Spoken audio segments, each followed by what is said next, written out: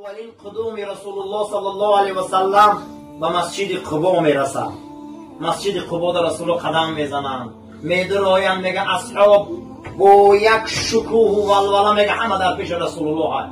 وقتی که قبا در قدم میزنند، پیامبر شیشتگی بده، اصحاب میگه گمان کردیم که پیامبر از آسمان خبر گوش میکنه. گمان کردیم که رسول الله از آسمان خبر گوش میکنه. بعد از او ایستادیم، گفتیم چی هست فرستاده خدا؟ میگه گو حاضی اگر استقبال کنه یا بهشتی پیشتون میدروید. همه میگه حیران شدیم که کیه بهشتی کی میدرو آمده باشه.